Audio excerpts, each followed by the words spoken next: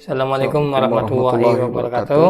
Apa kabar kawan-kawan semua? Jumpa lagi dengan kami, masih sama di channel yang sama, di channel Ngobor. Nih, kali ini Mas Ayung mau cerita apa nih? Banyak Mas Ayung. Hah? Ini temanya apa nih? Kasih bocoran. Temanya. Udah opening ya? Openingnya udah gitu tadi ya. aku agak belandrang ke sana gitu. Nama-nama itu sengaja topinya gitu apa gimana? Apa lupa? Sengaja biar nggak blenger gitu. Oh iya, boleh.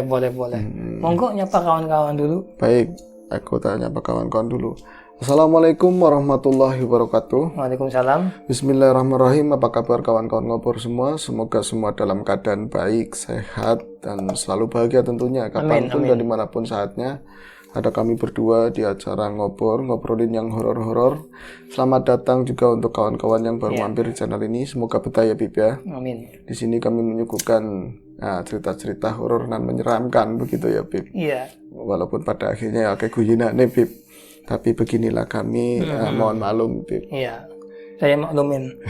Baik, ini langsung ke cerita Bib.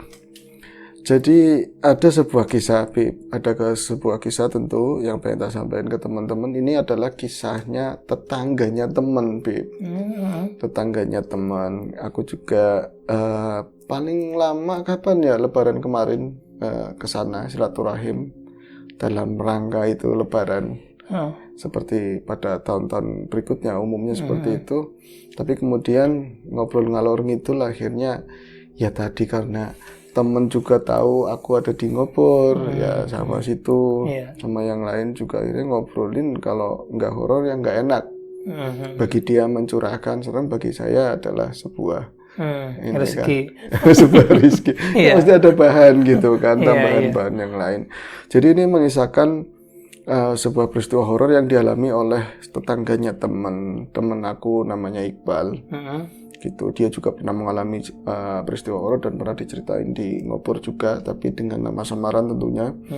Kalau ini menceritakan tetangganya. Jadi tetangganya itu namanya adalah Kartomo. Mas Kartomo, umurannya yang mungkin sekitar 42 tahun mungkin Bib. Dia itu menikahi seorang janda beranak satu.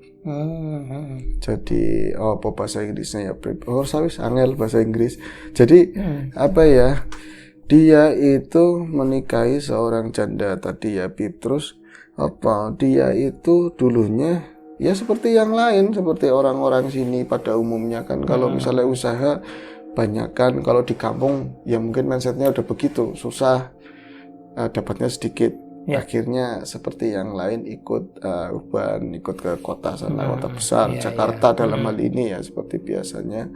Terus lama-kelamaan digelutilah pekerjaannya dia di sana ya seperti apa yang ada di sini, kebiasaannya dagang asongan, dagang ini itu semuanya dicoba, tetap aja mungkin dia ikut itu kali ketik spasi weton atau apa nggak tahu. Ada yang nggak sini bercanda aja, tapi dapat petunjuk dari seorang tua.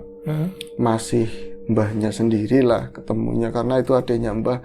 Mau kamu tetap mau meskipun kayak liane seperti yang lain usaha ikut-ikutan mau dagangan di Jakarta mau kerja itu tetap aja mau kamu itu memang ditakdirkan di tanah ini.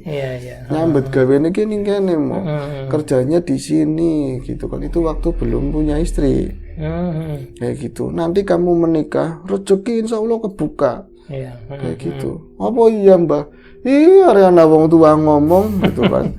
Atau dia aja nggak mau ngomong, barang wis diingin udut katanya, udah rokok baru mau ngomong. Nah itu kan cuma tambahan. Tapi orang namanya kalau kita ngobrol nggak ada upeti ya nggak enak katanya, nggak ada Tuhan, nggak ada ukuf. Akhirnya itu Bib, ngobrol-ngobrol, kamu percaya sama mbah, wis nggak usah ikut-ikutan yang lain, pakai di Jakarta segala. Yang lain punya Jakarta, kamu nggak punya Jakarta. Wong susah ngapain ke Jakarta? Jakarta kayak genai wong sing hebat, wong sing penting-penting. Kalau pangkatnya wong angel ya di sana malah ngrung sepi katanya begitu. Paling ya dapatnya kayak gitu lagi. Itu bukan buat yang lain ya, ini khusus mbahnya Kartomo ngomong untuk Kartomo. Ada mbah tapi aku pengen berubah mbah. Pengen berubah emang kamu berubah mau jadi apa? Menungsa ya menungsa orang kayak gitu kan. Wis kamu di sini Apa kamu senengnya kan kamu klakluk itu senengnya yag-yagan Bib. Sama ya Bib, gitu, klakluk yag-yagan.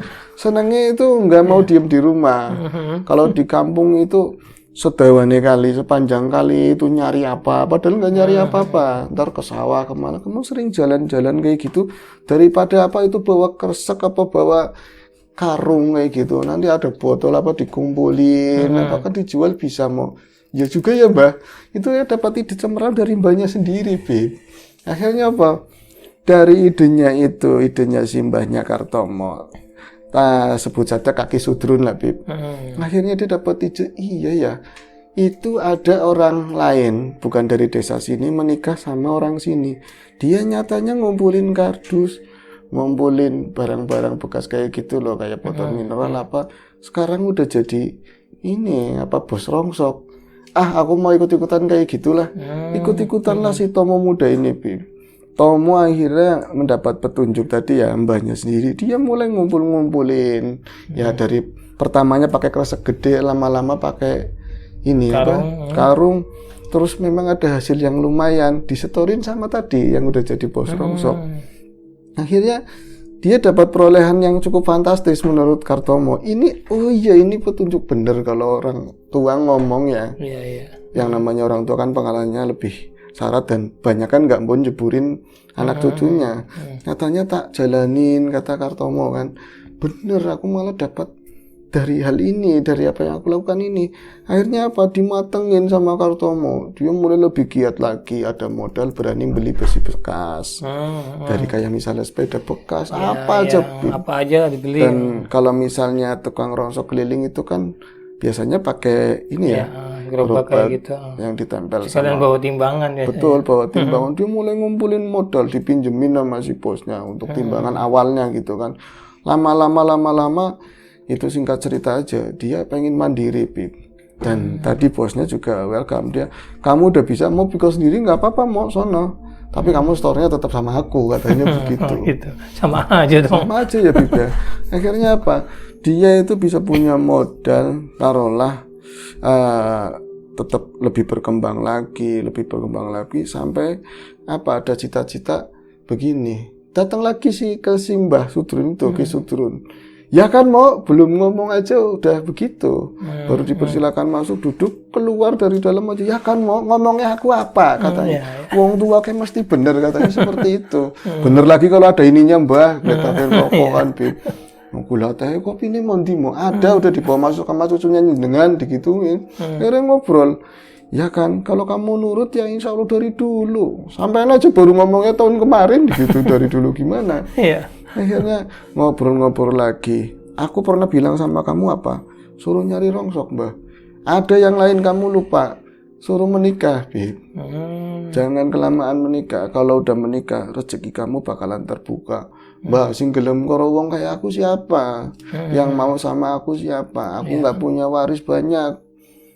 Anaknya sampean gitu kan, ponakannya sampean ninggalin apa? Mati ya mati aja. Ngomong kayak gitu orang tuanya sendiri, gituin Bib. Ninggalin apa? Saya itu cuma tukang rongsok. Ya tapi kan yang penting orang ada pekerjaannya. Kalau ada pekerjaan ada harga diri. Iya sih. Tapi ya calonnya Mbah siapa Mbah? Ada yang mau apa enggak? Pati-pati aku ngomong. Pati-pati itu apa sih? Indonesianya ya Bib? Enggak ada kayaknya. Ya ada masih pati-pati. Jadi dilawannya apa ya? Karena aku ngomong karena aku ngomong berarti aku ada dasarnya, udah ada yang tak siapin.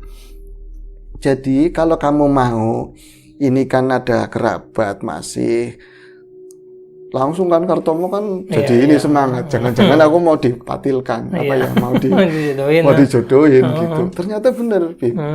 Ya kalau kamu mau, ini kan ada anaknya Pasroh itu kan masih saudara sama saya.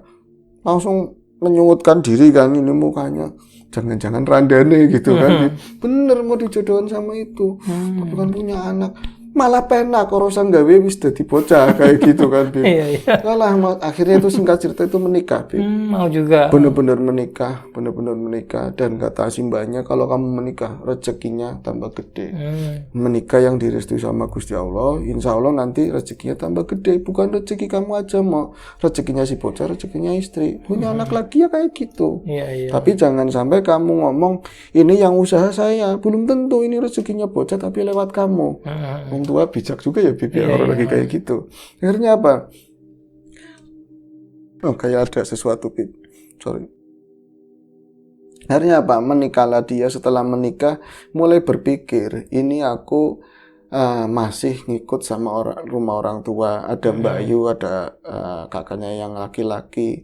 Mereka juga tinggal di situ. Sementara ini aku tinggal di rumahnya tadi Pak Wasroh mertua gitu kan. Lama-lama juga nggak enak. Akhirnya datang lagi si kaki sudrun. Mau duit pira katanya, punya uang berapa? Ora akeh mbah, nggak banyak. Kayak bata bawa, suruh dibawa. Bata buat apa? Yang mau gawe rumah, bata mau nyamplung apa? Bata buat rumah. Kamu warisnya udah walaupun sedikit ceblok rumah di situ. Moh katamu nggak mau, Bib. Kenapa tuh? Kamu nggak mau kenapa? Tanah warisan dapatnya malah di pinggir kuburan persis kayak gitu loh. Wedi mbah, wedi apa? Takut apa? Ya tanah saya kan itu di pinggir kuburan persis. Kalau saya mungkin berani. Lah istri saya sama anak saya ngomong sama bojomu, ngomong sama istrimu, nanti tak bantuin. Ning kuburan ke isinya wong mati. Di dalam kuburan itu orang mati isinya. Dia lagi pusing urusannya sendiri di alam kubur. Sing medeni ki wong urip katanya begitu. Iya ya, Bib. Kalau dipikir-pikir yang bahaya itu orang hidup. Dia bisa melakukan apapun. Yang mati urusannya lagi. Iya akhirnya iya ya Mbah. Tapi kan duitnya aku nggak cukup. Kamu butuh berapa? Mbah juga punya tabungan. Jerumpul ada. Reng yang dulu buat muka rumah yang masih ada. Oh nyaure. Nggak usah disauri, aku bakalan mati, nyaure dong ngabahe mengkok gitu. Baik juga ya. Iya, bahasa Indonesia apa, Bib? Nanti kamu mulanginya doa aja kalau aku udah mati, gitu. Iya. Kan matinya kapan? Kon mati kayak gitu, kan matinya kapan? Masih bercandaan kayak gitu. Dengan pada orang lewat ya di depan gang kalau udah ngobrol Kiki Sudrun itu ngobrolnya bener tapi lucu, Bib. Kayak gitu loh. Kamu nggak usah takut, dong aku aja bakalan mati. Udah bosen di sini katanya. Sesek makin lama makin sesek. Ngapain kamu takut sama kuburan istri kamu? Nanti bilangin aja di kuburan di sini orang mati. Akhirnya apa? Di bangunan rumah tersebut, Bib. Dengan seadanya banget. Bahkan Kartomo berbekal dengan diyakinkan oleh orang tua tadi ya Kaki Sudrun dapat restu dari yang lain itu teman-teman banyak bantu masalah semen ya terus ada yang aku batu ada yang lain-lain ya nanti dibalikin sih Bib tapi ada juga karena memang dia itu sering ngambil barang-barang bekas entah kardus atau apa dari material gede di dekat situ dia mau gini mau kamu usaha aku percaya kamu anak baik mau ngambil pasir, mau ngambil apa, bisa hitung-hitungannya terakhir buri katanya. Sokong itu, akhirnya apa? Rumah itu berhasil berdiri, Bib.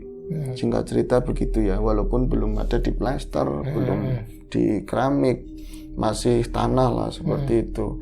Tapi ya itu, seperti apa yang ditakutkan sama Kartomo itu, dia kesulitan membujuk istrinya. Namanya Siti wis, ya taruhlah namanya Siti karena Iqbal bilang jangan sampai namanya ini, gitu kan. Pengekap. Terus gimana? Mbak Siti kenapa tuh? Mbak Siti itu namanya Mbak Siti itu tetap bersikukuh nggak mau pindah ke situ. Katanya Mas aku mau ke situ Mas mau ke rumah. Kamu gimana orang-orang itu senang dibikinin rumah. Mas susah payah banyak ngutang sini situ biar bisa bikin rumah buat naungan buat keluarga kita. Biar anak-anak itu mau nonton TV ya di rumah sendiri. Mau ngaplang-ngaplang mau ngapain itu bebas di rumah sendiri. Kamu kok malah mau nggak mau pindah tuh gimana? Aku bukannya nggak mau pindah, aku wedi katanya. Aku tuh takut. Takut apa? Takut orang rumah kamu itu masih separuhnya aja bekas kuburan loh ya, digituin. Ya Allah, ngomong berapa kali kuburan di sini orang mati. Gak bakalan nakut-nakutin. Tapi sing diwedeni akeh Mas katanya. Yang ditakut-takutin itu di situ banyak. Akhirnya puyeng lagi ngomong sama kaki sudrun, Bib. Akhirnya berusaha diyakinkan istrinya itu mau tinggal di situ, Bib. Mau tinggal di situ, nyatanya pas dijalanin ya nggak ada apa-apa, Bib. Mulai seneng Kartomo, mulai kerja kerasnya lebih keras lagi dia kan untuk balik-balikin apa yang pernah disumbangin sama teman-teman, sama saudara. Tapi untuk kaki sudrun dia kalau ngomong ketemu, Ki, aku belum bisa ganti jerumpul. Mau nih diomong aku gantinya dong nggak baik katanya. Aku kalau mau diganti ganti uangku atau jerumpul apa genteng itu doa aja. Baik banget, Bib. Akhirnya apa? Sampai tahun berlalu, Kartomo istrinya bukan Kartomo sampai hamil, Bib. Sampai hamil itu benar-benar anak dari darah dagingnya Kartomo. Seneng banget kan. Berarti anak kedua rasa anak pertama kan, karena memang darah dagingnya sendiri. Dan Kartomo nggak pernah anak tirinya pun sangat dekat sama Kartomo. Kadang-kadang itu, Bib, karena belum sekolah, anak yang pertama itu ikut di gerobak gitu loh. Bukan di kayu gerobak ini apa namanya buat rongsok, buat beli-beli rongsok itu ikut. Makanya anaknya itu cenderung kehitaman, Bib, karena matahari dicampur rongsok kayak gitu. Tapi mereka kan nggak mempersoalkan tentang hal kayak gitu kan. Sampai istrinya itu mengandung. Lah ini cerita horor katanya mulai itu berlangsung, mulai ada hal-hal horor yang dirasakan sama Kartomo dan keluarga. Pas mengandung itu? Pas mengandung. Jadi ketika awal-awal mengandung saat usia 0 sampai 4 bulan semua itu biasa-biasa aja. Nggak ada lah istilahnya hal-hal walaupun dekat kuburan. Jadi kalau buka jendela begitu, Bib, seret kayak gitu, di bawahnya udah tenger, Bib. Di bawahnya udah ada nisan, tapi nisan lama kayak gitu. Kadang-kadang ditumbuh-tumbuhin kayak kembang urip gitu ya. Tapi tetap aja buka begini orang lebih tinggi ya kelihatan. Makanya ngomong Kartomo, Bu, apa sih anak yang gede? Kalau buang jajan apa bekasnya bungkus apa jangan ke jendela. Itu nanti ke kuburan kayak gitu kan. Itu, Bib, pada saat mau 4 bulan lah, berarti ngapati gitu ya. Setelah ngapati mulai istrinya Kartomo itu merasakan sesuatu yang aneh di rumah katanya. Jadi sesuatu yang aneh itu apa? Dia itu selalu kayak merasa suaminya itu kadang pulang kayak gitu. Suaminya kan berangkat asal dia itu pengennya kapan. Kadang-kadang kan nggak melulu hari ini tuh berangkat. Kadang-kadang dia harus nggak mesti yang nentu ya. Iya, beresin barang-barang yang kemarin didapat, terus ditatain, digolong-golongin. Ini yang ikutnya plastik, ini yang besi, begitu kan. Tapi di hari itu suaminya itu berangkat, tapi kayak ada yang ngetok pintu. Padahal siang-siang hari, tapi cenderung beduk. Kalau ada gangguan kayak gitu beduk. Beduk itu kalau orang sini tuh jam antara mau 11:30 kayak gitu ya. Nanti kadang-kadang sore suaminya belum pulang udah ada orang kayak mau datang bertandang ke rumah itu. Kalau enggak dia ngertinya suaminya itu pulang. Jadi ada suara pintu diketuk, Bib. Ada suara pintu gitu diketuk.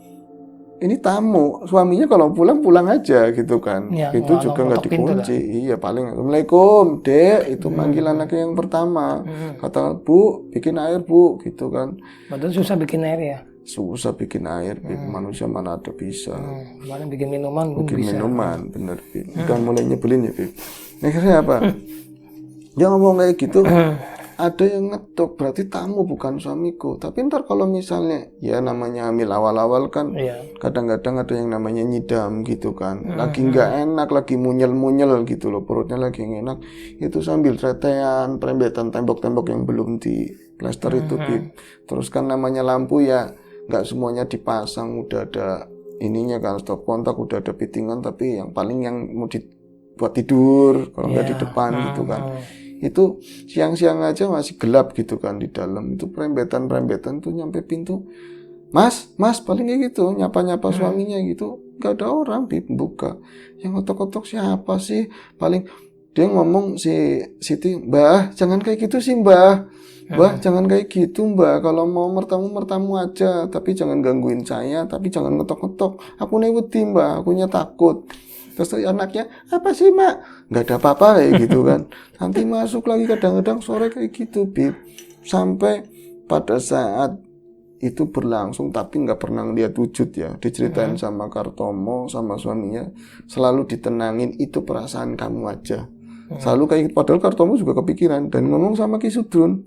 Lah lumrah katanya. Wong kayak gitu ya lumrah. Wong lagi meteng, lagi hamil ya mampunya anu wangi gitu kan. Banyak yang ini, yang penting berserah sama Gusti Allah, selalu berdoa. Kita uripe ya memang karo bangsa kue bareng katanya gitu. Ya lebih enak Bib didengerin Bib. Akhirnya kan Kartomo juga nggak takut menangin istrinya dengan pendekatan persuasif lah ya gitu. Sampai pada saat istrinya itu mau melahirkan, itu baru ada kejadian yang cukup buat Kartomo itu. Aku aja nyampe ketakutan cerita sama si Iqbal. Oke, stop dulu.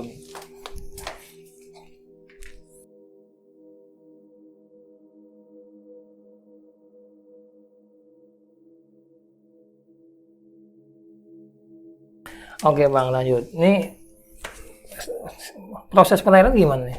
Pada saat proses kelahiran, namanya orang sekarang tapi rasa dulu gitu ya, semi-semi orang kuna, tetap aja manggilnya kan bidan desa begitu ya. Apa lebih cenderung ke dukun bayi, Bib. Nanti dukun bayi disinergikan sama bidan desa. Kayak sebenarnya kayak panjang ya, Bib, tapi kayak kalau misalnya bidan kan lebih ke ada adatnya, harus ada yang dipersiapin ini itunya begitu kan. Tetap manggil bidan. Nah pada saat manggil bidan itu kebenaran anak yang kedua yang dilalai lahirannya di malam Jumat Kliwon, Bib. Jadi sebenarnya Kemis Wage tapi udah ya jam 6 lebih kan udah malam Jumat. Yo tetangga-tetangga yang tadinya mau bantuin paling yang berani-berani aja. Orang-orang buyut-buyut, mbah-mbah itu lah mau malah lahirnya metune Jumat Kliwon kayak gitu. Kemarin mulusnya kapan? Ya mulusnya berarti kalau ditanyain besok-besoknya, misalnya Pardi namanya. Pardi itu lahirannya jadi Kemis malam Jumat Kliwon kan angel, Bib. Jadi mulusnya dari Senin lahirannya malam Jumat Kliwon. Jadi karena mulusnya kelamaan. Tapi apa?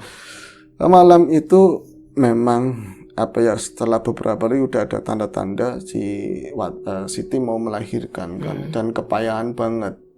Katanya nggak seperti lagi dulu anak pertama. Ini dia itu dari kemarin ngerasa ada banyak yang pating sliwer kayak gitu loh, Bib. Tapi nggak pernah jelas.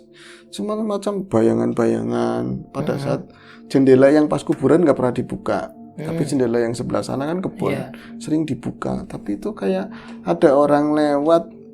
Mereka pikir kalau Siti, kalau anaknya itu ada yang ngomong gini ya, Mak, yang di samping siapa sih, Mak? Oh, paling buyut sana mau ngambilin kayu buat ini pengapian kan, buat ini. Tapi sebenarnya Siti sendiri apa sih ya? Kadang-kadang dilongok di jendela itu kan ada ordeng kecil itu, nggak ada siapa-siapa, Bib. Tapi jendelanya pada rumah sekarang kayak dibikin kayak ada besi-besinya begitu kan, Bib. Itu kayak ada yang liatin di situ loh, Bib. Itu mendekati prosesi kelahiran, sampai kelahiran pun akhirnya tiba dan disusulilah dukun bayi tersebut. Dukun bayi itu alasannya macam-macam, Bib. Padahal dia seperti lagi kosong, tapi kayak orang takut loh.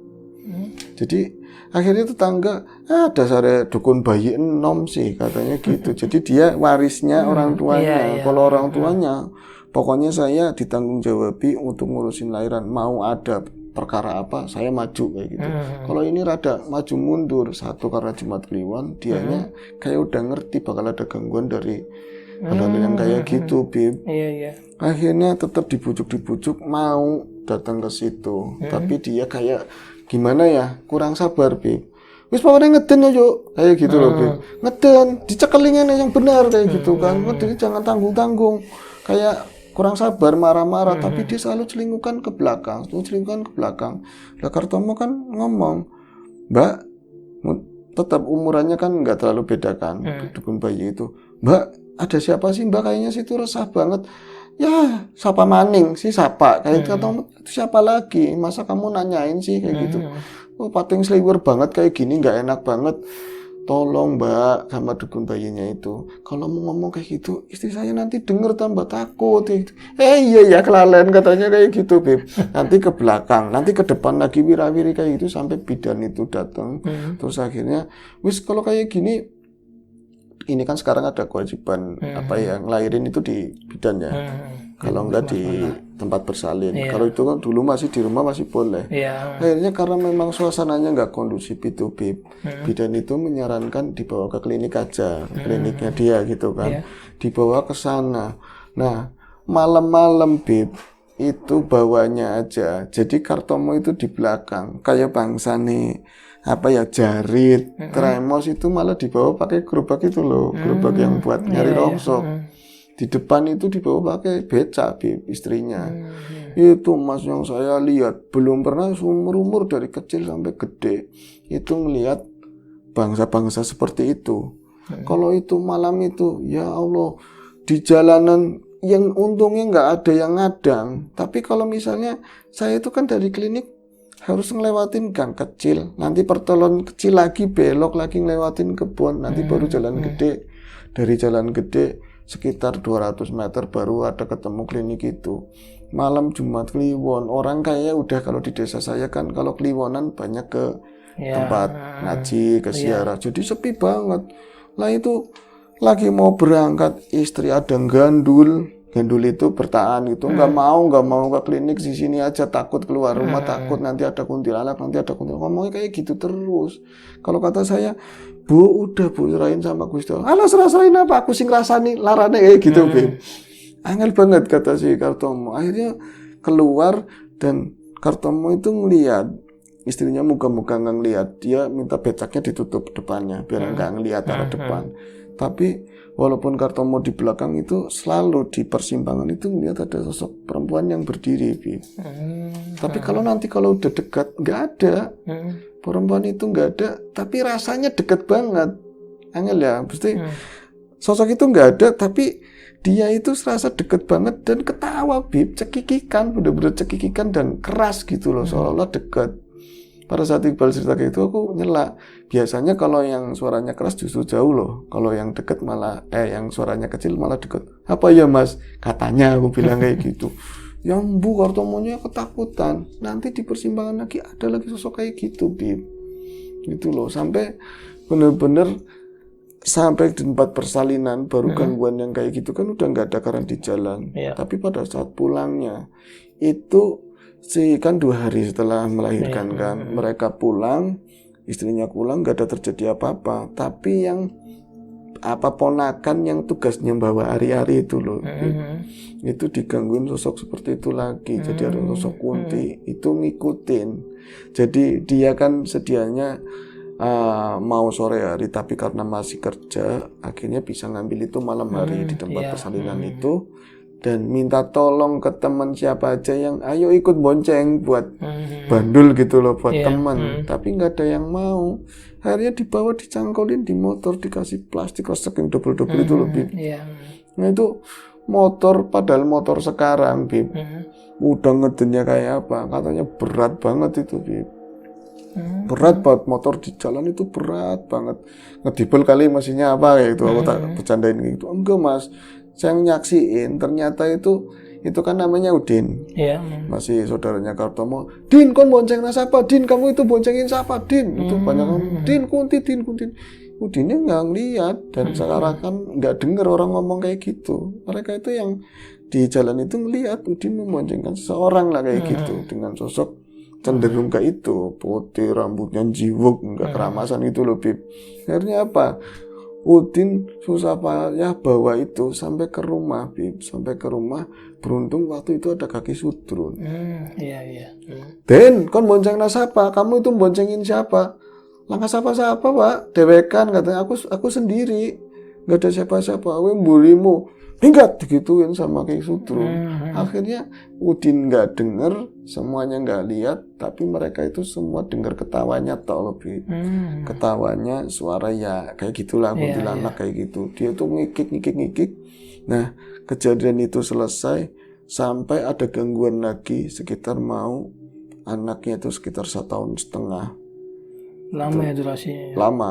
Jadi ini karena ceritanya tak sambung-sambung aja, sekalian habis di Kartomo gitu ya, sejak Kartomo ada gangguan lagi. Jadi anaknya itu selalu mendelik, nangis nggak karuan kayak gitu. Nanti kalau misalnya dimintain air ke penyembuh lah orang tua, baikan. Kadang-kadang dimintain kaki sudrun, doa. Nanti dibawain air mendingan, tapi ntar kayak gitu lagi. Jadi lumrahnya kata Ustadz, kata siapa, oh itu paling sapian, ya kan, yang biasa ngomong sapian, yang biasa ngodain bocah-bocah kecil ya gitu. Tapi bukan kayak gitu. Jadi nyaksiin sendiri Kartomo sama istrinya satu malam itu ada di Blandar, Bim. Itu tepat di Hubungan, itu bukan sosok kayak gitu. Tapi ketika diperhatiin sosok itu langsung kayak ambles di genteng begitu, kayak gitu. Nggak ada suara apapun, nanti turun lagi. Nah saat turun itu anaknya mesti teriak-teriak, nangis kayak gitu, jerit-jerit loh bayi. Akhirnya dipantengin sampai pernah Kartomo akhirnya nantangin, saking keselnya gitu loh, kan susah tidur anaknya, kasihan, istrinya juga kasihan, yang anak yang gede juga keganggu. Nek wani mudun kayak gitu kan, digituin pernah. Sayangnya yang ora weruh, sayangnya aku nggak ngeliat. Kalau aku ngeliat, yuk gelut digituin sama Kartomo. Emang Kartomo berani bal? Ya nggak berani, saking pusingnya gitu. Itu turun, bener-bener turun itu nembus genteng. Berantem Kartomo? Enggak, Kartomonya pingsan malahan kayak gitu. Ternyata yang turun gitu bukan sosok kayak apa tadi sapian atau apa, tapi cuman kepala, Bib. Cuman kepala dengan berdung udara, tapi di sininya itu mau usus doang, Bib. Oh iya, kalau di apa ya, kumyang apa? Ya kalau di Kalimantan mungkin itu kuyang, terus ada yang ngomong lagi palasik di Sumatera, terus di sini mungkin apa ya, yang kayak gitulah pokoknya leak atau apa gitu, Bib. Jadi ada sosok itu turun dari sini, dari Hubungan begitu, itu boro-boro berantem. Si Kartomonya langsung pingsan. Ya istrinya bisanya jerit-jerit, tapi nggak mau ngeliat ke sana. Dia cuma bisa meluk anaknya. Nah ini yang anak yang pertama yang gede, itu apa mak? Itu apa mak? Apa mak? Serem banget. Hus digituin sama anak yang kecil, yang anak yang gede gitu loh, anak yang gede. Akhirnya karena teriak-teriak tetangga pada datang kayak gitu, Bib. Tetangga pada datang, nggak ketinggalan juga kakek Sudun. Kakek Sudun datang. Dia itu, wah kita ora beres, ini ora beres, hawane Uma itu nggak enak. Ternyata pas diselidik-selidik, ditanyain lah sama orang yang paham, Bib. Ternyata itu bukan Homo sapien yang biasa gangguin anak kecil, tapi memang Kartomo ada yang nggak suka usahanya itu cepet naik kayak gitu loh. Udah usahanya cepet naik, dan ini ternyata yang mengirim, ya tapi ini nggak usah diomongin lah. Tapi yang pernah ada kaitannya sama istrinya lah, kayak gitu. Gitu. Jadi dikirimin sosok kayak gitu buat mengganggu, biar Kartomo itu langsung aja buat neror gitu buat neror, nggak konsentrasi di kerjaan, meriang dan lain-lain kayak gitu, ternyata. Tapi memakainya sosok itu kuyang atau palasik lah seperti itu buat gangguin keluarga Kartomo supaya nggak tenang. Tapi akhirnya bisa diselesaikan, Bib. Nah itu segitu aja, Bib, ceritanya. Tapi sekarang kan nggak ada gangguan-gangguan yang kalau misalnya iya, tapi karena memang mungkin stratanya Kartomo pernah ngelihat yang kayak gitu, untuk ngelihat kayak kunting, ngelihat yang ikat 5 kayak biasa kayak gitu, biasa kecil gitu ya, bukan mengecilkan gitu. Tapi yang serem banget aja aku udah pernah lihat ya gitu. Jadi agak bandel sekarang, agak bandel. Istrinya mah udah nyaman, anaknya udah gede sekarang. Oke, makasih Mas yang ceritanya, dan nggak lupa terima kasih juga buat kawan-kawan semua yang sudah mantengin channel Ngobor. Mungkin kita langsung aja nggak pakai lama, Mas Ayong. Sekian dari kami, sampai jumpa di Ngobrol berikutnya. Assalamualaikum warahmatullahi wabarakatuh.